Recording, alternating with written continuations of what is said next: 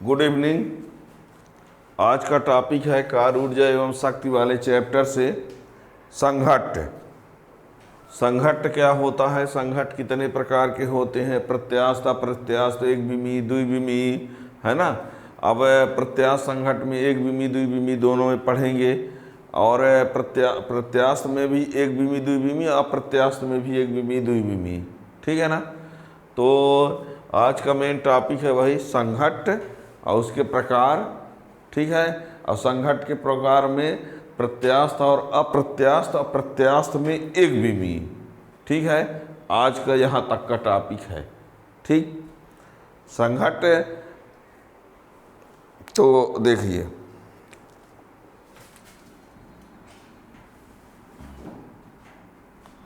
संघट्ट collision, COLLISION, collision,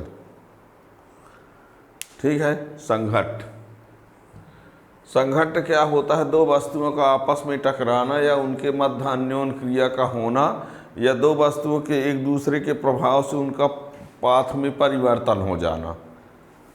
दो वस्तुओं का आपस में टकराना या दो वस्तुओं के मध्य अन्योन्य क्रिया का होना, या एक वस्तु के प्रभाव से दूसरी वस्तु के रास्ते में रास्ता बदल जाए।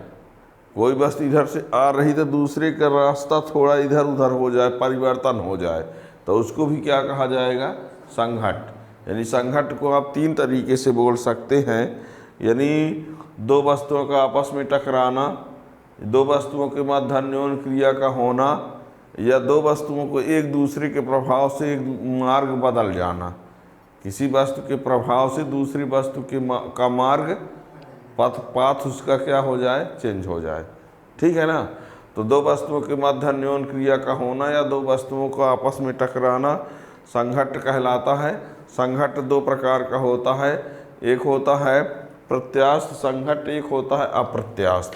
प्रत्यास्थ संघट्ट वो संघट्ट होता है जिसमें संवेग और गतिज ऊर्जा दोनों संरक्षित रहते हैं। मतलब संघट्ट के पहले जितना संवेग रहे उतने संघट्ट के, और जितना संघट्ट के पहले गतिज ऊर्जा रहे उतने संघट्ट के, तो ऐसे वाले को बोलते हैं प्रत्यास्थ संघट्ट। और एक ऐसा संघट्ट होता है जिसमें संवेग तो संरक्षित रहता है पर गतिज ऊर्जा संरक्षित नहीं रहती, उसको बोलते हैं अप्रत्यास्थ संघट्ट, ठीक है ना। सब प्रत्यास्थ संघट्ट कौन कहलाएगा, जिसमें गतिज ऊर्जा और संवेग दोनों संरक्षित रहेंगे, और अप्रत्यास्थ संघट्ट वो कहलाएगा जिसमें संवेग संरक्षित रहेगा लेकिन गतिज ऊर्जा संरक्षित नहीं रहेगी, ठीक है ना। और फिर प्रत्यास्थ वाला भी एक विमी और द्विविमी होता है, अप्रत्यास्थ वाला भी एक विमी और द्विविमी। और आपको बता दें, जो अप्रत्यास्थ संघट्ट होता है, जो अप्रत्यास्थ संघट्ट होता है उसमें जो ऊर्जा का गतिज ऊर्जा संरक्षित नहीं होती, इसका मतलब ऊर्जा का क्षय होता है। तो ऊर्जा का क्षय कैसे होता है, और मतलब ऊर्जा क्षय को ज्ञात कैसे करेंगे, उसका एक डेरिवेशन बनता है। और जो ऊर्जा का क्षय होता है वो ऊर्जा एक रूप से दूसरे रूप में व्यय हो जाती है ना। यानी क्योंकि आप लोग पढ़े हैं कि ऊर्जा ना तो उत्पन्न होती है और ना ही, तो कोई ऊर्जा होगी तो दूसरे फॉर्म में चेंज हो जाएगी, ठीक है ना। पर यह कह दिया जाता है कि गतिज ऊर्जा संरक्षित नहीं रहती है, गतिज ऊर्जा का कुछ मान दूसरे में बदल जाता है, अर्थात गतिज ऊर्जा पहले से कम हो जाती है पर कुल ऊर्जा भले उतने रहे, ठीक है ना। पर यही कहेंगे गतिज ऊर्जा संरक्षित है, कुल ऊर्जा भले संरक्षित रहे, दूसरे में बदल गई उसको भी मिला लो तो उतने कहलाएगी। जैसे मान लीजिए, सपोज कर उदाहरण के लिए कि संघट्ट के पहले किसी की गतिज ऊर्जा, दो निकायों की संघट्ट के पहले गतिज ऊर्जा 5 है, और संघट्ट होने के बाद कितनी हो गई, 4, तो एक कम न हो गई। तो जो एक कम हो गई है वो दूसरे में बदल गई, ऊष्मा में बदल गई। किसमें, तो ऊष्मा वाले को भी मिला लो और 4 वो मिला लो, तो कुल ऊर्जा उसके पहले कुल ऊर्जा समान रहेगी। पर यदि गतिज ऊर्जा की बात करेंगे तो पहले 5 थी, बाद में कितनी हो गई, 4, तो गतिज ऊर्जा संरक्षित पर यदि कुल ऊर्जा की बात करेंगे तो संरक्षित रहेगी। ठीक है ना। तो दो वस्तुओं का आपस में टकराना या उनके मध्य अन्योन्य क्रिया का होना, या कि एक पिंड के प्रभाव से दूसरे पिंड के पथ का बदल जाना, तीन की तीनों बातें क्या है, संघट्ट है। ठीक है ना। तो लिखते हैं पहले संघट्ट।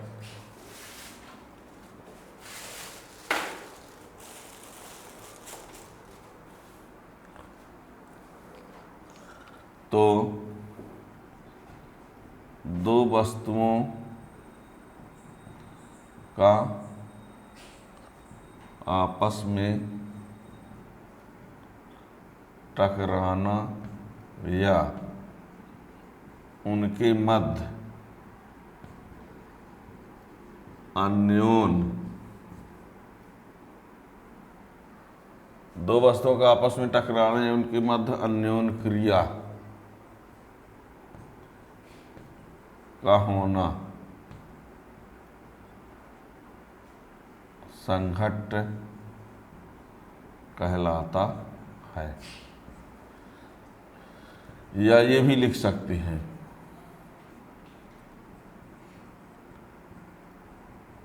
एक वस्तु के प्रभाव से दूसरे वस्तु के पथ में परिवर्तन भी संघट्ट कहलाता है।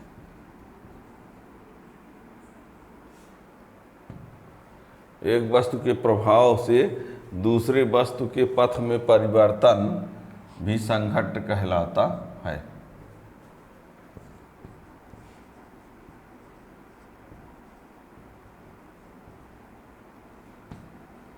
संघट्ट दो प्रकार का होता है। नंबर 1 प्रत्यास्थ संघट्ट। इसमें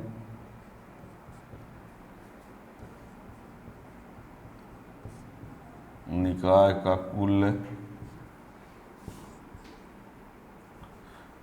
इसमें निकाय का रेखी संवेग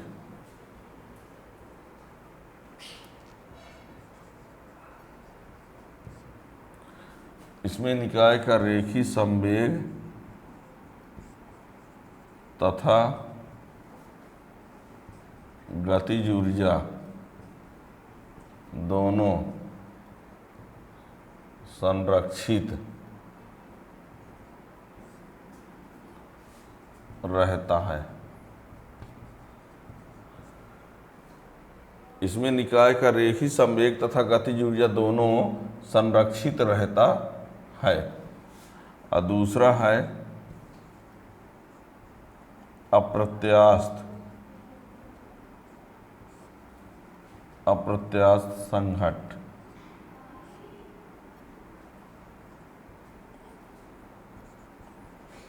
इसमें निकाय का रेखी संवेग नियत यानी संरक्षित, इसमें निकाय का रेखी संवेग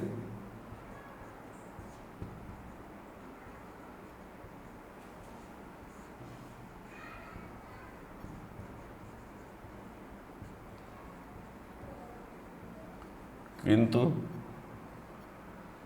गतिज ऊर्जा संरक्षित नहीं रहती है। ठीक है ना। इसमें निकाय का रेखी संवेग तो नियत रहता है यानी संरक्षित रहता है, लेकिन गतिज ऊर्जा संरक्षित नहीं रहती है।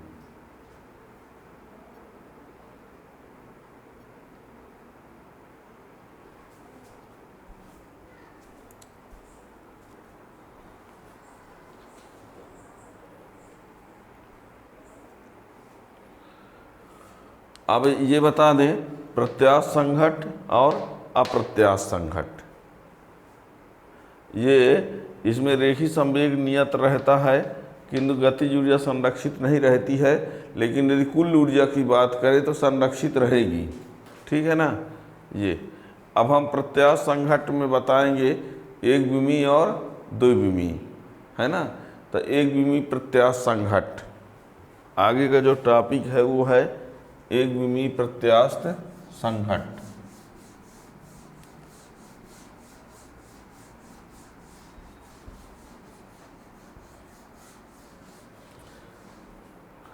यानी प्रत्यास्थ संघट्ट दो प्रकार के होंगे, तो एक विमी प्रत्यास्थ संघट्ट, है ना। ये इम्पॉर्टेंट है, ध्यान रखना, है ना, बोर्ड एग्जाम के लिए। एक विमी प्रत्यास्थ संघट्ट, एक विमी प्रत्यास्थ संघट्ट। ठीक, अब सुनो, एक विमी प्रत्यास्थ संघट्ट क्या होता है?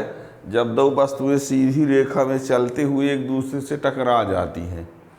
जब दो वस्तुएं कहो, चाहे दो पिंड कहो, एक सरल रेखा में गति करते हुए, एक सीधी रेखा में गति करते हुए एक दूसरे से क्या होती हैं? टकरा जाती हैं। तो इस प्रकार के टक्कर को, है ना, इस प्रकार के टक्कर को या संघट्ट को क्या कहा जाता है? एक विमी प्रत्यास्थ संघट्ट। ठीक है। इसमें ये सिद्ध करेंगे कि दो वस्तुओं के पास आने का अपेक्षिक वेग, संघट्ट के पहले दो वस्तुओं के पास आने का अपेक्षिक वेग संघट्ट के बाद दोनों वस्तुओं के दूर जाने के अपेक्षिक वेग के बराबर होता है ना। ये इसमें सिद्ध होता है। इसका एक आंसर आता है जो कि उसमें प्रश्न करके ही पूछ देता है।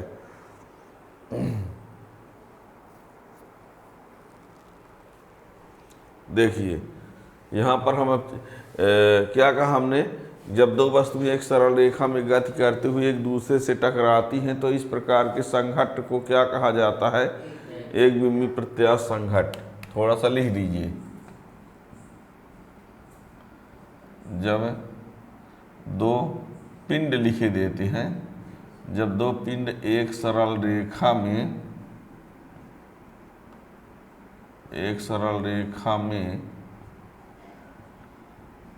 गति करते हुए, जब दो पिंड एक सरल रेखा में गति करते हुए एक दूसरे से टकराते हैं तो इस प्रकार के संघट्ट को एक विमीय प्रत्यास्थ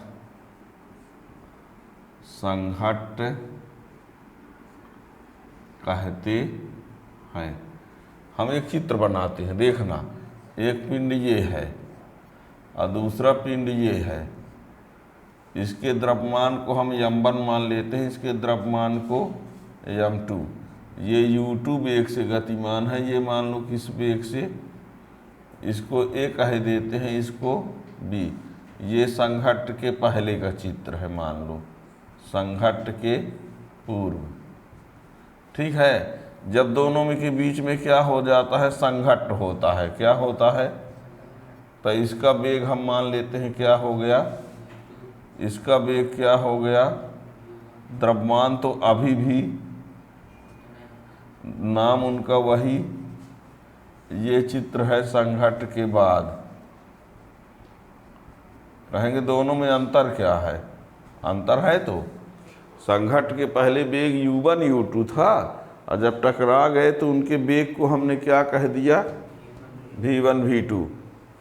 बताओ, दोनों पिंड जब चलेंगे तो उनके भी एक u1 वेग से चल रहा है, एक u2 वेग से चल रहा है, तो दोनों सरल रेखा में चल रहे हैं, तो उनके बीच टक्कर कब होगा?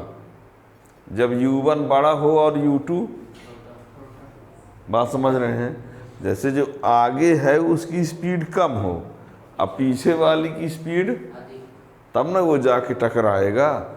यानी यदि m1 m2 द्रव्यमान के दो पिंड u1 और u2 से वेग से गतिमान हैं, सरल रेखा में चलते हैं, तो यदि u1 बड़ा होगा u2 से तो वो जाके u1 बड़ा होगा u2 से, तो दोनों टकरा जाएंगे और टकराने के बाद उनका वेग जो है क्या हो जाएगा, v1 और v2।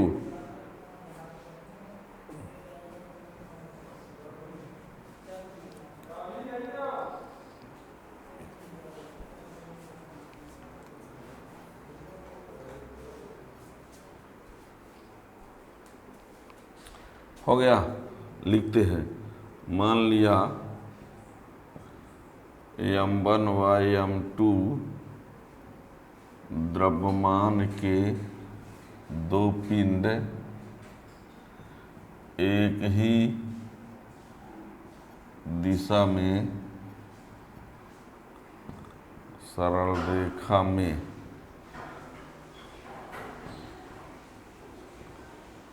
क्रमशः u1 व u2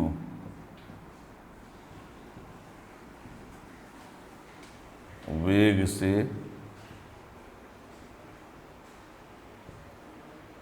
गतिमान है। मान लिया m1 और m2 द्रव्यमान के दो पिंड एक ही दिशा में सरल रेखा में क्रमशः वेग u1 व u2 से क्रमशः u1 या u2 वेग से गतिमान हैं तथा टक्कर के बाद, टक्कर मतलब संघट्ट के बाद, मान लिया m1 द्रव्यमान के दो पिंड एक ही दिशा में सरल रेखा में क्रमशः u1 u2 वेग से गतिमान है तथा टक्कर के बाद उनका वेग क्रमशः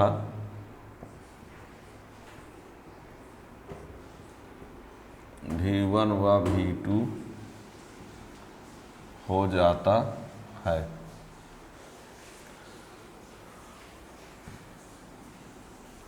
ठीक, तब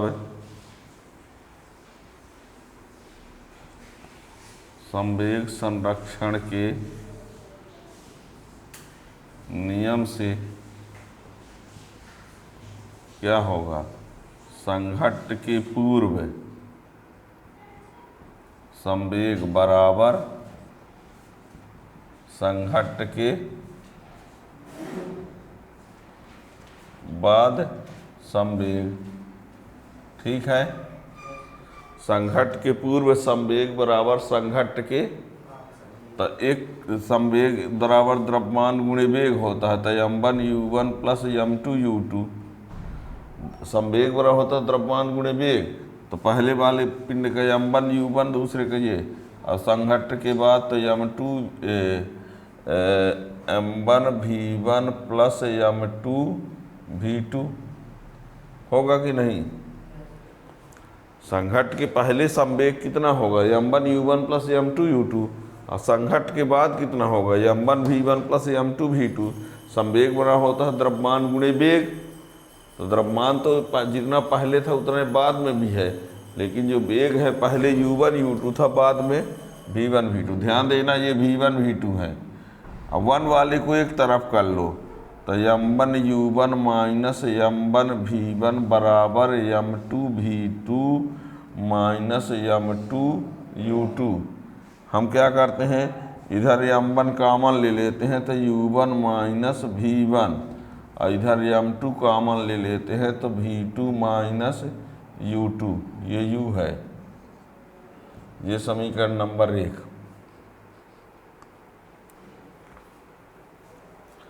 क्या किया, संघट्ट की पूर्व संवेग लगाया और संघट्ट के बाद, क्योंकि संवेग संरक्षण का नियम यही ना कहता है कि संघट्ट के पहले का संवेग और संघट्ट के बाद का संवेग बराबर होगा। तो पहले का संवेग कितना, पहले का द्रव्यमान गुणे वेग और उधर बाद का द्रव्यमान गुणे वेग, तो m1 u1 plus m2 u2, उधर m1 v1 plus m2 v2। 1 वाले टर्म को एक तरफ कर दिया, 2 वाले को एक तरफ कर दिया, m1 को कॉमन ले लिया तो u1 माइनस v1, उधर m2 को कॉमन ले लिया तो v2 माइनस u2। ये समीकरण नंबर 1। अब क्योंकि संघट्ट कैसा है, प्रत्यास्थ है, कैसा है, प्रत्यास्थ है, तो इसमें गतिज ऊर्जा भी संरक्षित रहेगी ना। संघट्ट कैसा है, प्रत्यास्थ है, तो अब गतिज ऊर्जा संरक्षण नियम से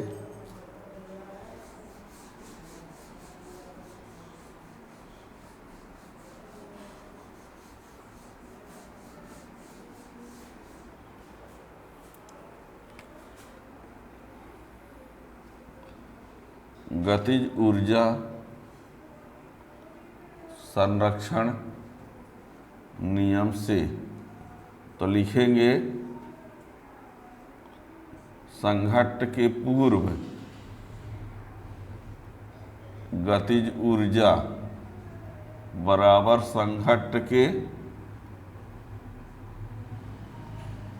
बाद गतिज ऊर्जा। चलेगा? संघट्ट के पूर्व गतिज ऊर्जा बराबर संघट्ट के गतिज ऊर्जा, तो 1/2 m1 u1 square plus 1/2 m2 u2 square. अब बाद में 1/2 m1 v1 square plus 1/2 m2 v2 square. जैसे संवेग संरक्षित रहता है, गतिज ऊर्जा भी संरक्षित रहती है।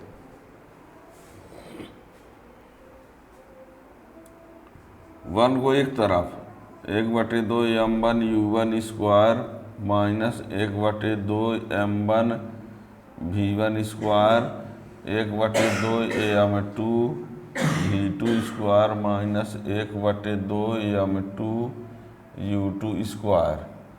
इसमें 1/2 m1 कॉमन ले लो, क्या बचा u1 square minus v1 square, और उसमें 1/2 m2 कॉमन ले लो, तो ये v2 square minus u2 square. चलेगा? 1/2 से 1/2 कट गया, क्या बचा m1, और इसको चाहो तो u1 माइनस v1 और u1 प्लस v1 लिख सकते हो, a square minus b square. ध्यान देना, जब m1 उतार दिया a स्क्वायर माइनस, तो एठो में माइनस एठो में प्लस, और ऐसे इसमें m2 उतार दिया और ये v2 माइनस u2 और v2 प्लस u2। चलेगा? और इसको कह दीजिए समीकरण नंबर 2। ये समीकरण 1 आए हैं, पहले वाला नहीं मिटाए हैं। ये समीकरण 1 था, संवेग संरक्षण का नियम लगाने से समीकरण 1 हमको प्राप्त हुआ था। अब गतिज ऊर्जा का संरक्षण नियम लगाए तो समीकरण 2 प्राप्त हुआ। और इन दोनों समीकरणों को एक दूसरे से भाग कर दिया जाए, तो एक दूसरे से भाग करेंगे तो कुछ बात और पता चल जाएगी।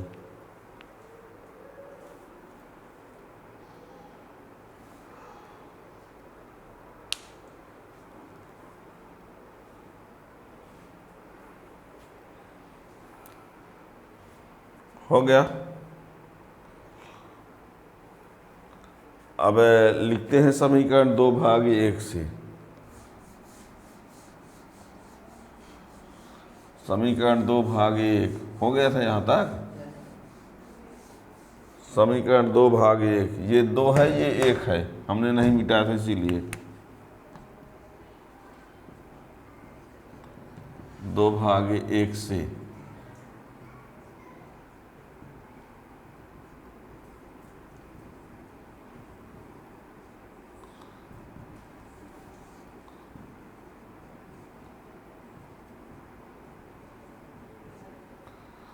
उधर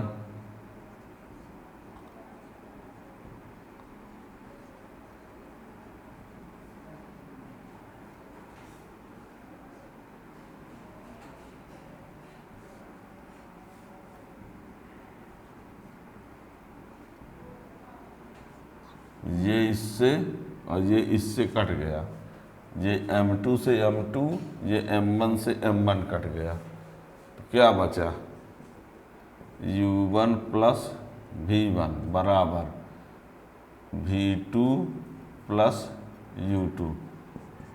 अब इसमें क्या कर दिया जाए, 1 2 यू को एक तरफ, तो u1 माइनस u2 बराबर v2 माइनस v1।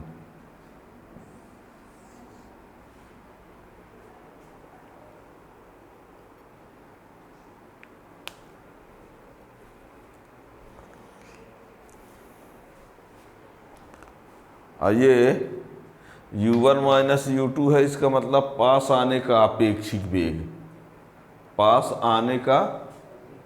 और ये v2 माइनस v1 है, इसका मतलब है दूर जाने का अपेक्षिक वेग। यानी ये कन्फर्म हो गया कि संघट्ट के पूर्व पास आने का अपेक्षिक वेग बराबर संघट्ट के पश्चात दूर जाने का अपेक्षिक वेग। यानी एक विमीय प्रत्यास्थ संघट्ट में संघट्ट के पूर्व पिंडों के पास आने का अपेक्षिक वेग संघट्ट के बाद पिंडों के दूर जाने के अपेक्षिक वेग के बराबर होता है ना। यानी संघट्ट के पूर्व पास आने का अपेक्षिक वेग बराबर संघट्ट के बाद दूर जाने का अपेक्षिक वेग। संघट्ट के पूर्व पास आने का अपेक्षिक वेग बराबर संघट्ट के बाद दूर जाने का अपेक्षिक वेग। संघट्ट के पूर्व पास आने का अपेक्षिक वेग बराबर संघट्ट के बाद दूर जाने का अपेक्षिक वेग। ठीक है ना। तो आप लोगों को बता दें, ये बोर्ड एग्जाम में ये क्वेश्चन पूछा जाता है कि सिद्ध कीजिए कि एक विमीय प्रत्यास्थ संघट्ट में संघट्ट के पूर्व पास आने का अपेक्षिक वेग संघट्ट के बाद दूर जाने के अपेक्षिक वेग के बराबर होता है। इसको भी कोई समीकरण नंबर चाहो तो रख सकते हो। ठीक है ना। ये इसके आगे का जो टॉपिक है अप्रत्यास्थ संघट्ट में ऊर्जा का क्षय। और अप्रत्यास्थ संघट्ट में ऊर्जा का जो क्षय होता है वो बोर्ड एग्जाम में, चाहे वो एमपी बोर्ड हो, चाहे कोई स्टेट बोर्ड हो, चाहे सीबीएसई बोर्ड हो, और ऊर्जा क्षय से आप लोगों से नीट जेईई तक में क्वेश्चन आता है। तो उसका वीडियो बाद में आपको बनेगा तो नोटिफिकेशन मिल जाएगा, यदि चैनल को सब्सक्राइब कर लेंगे तो। Thank you.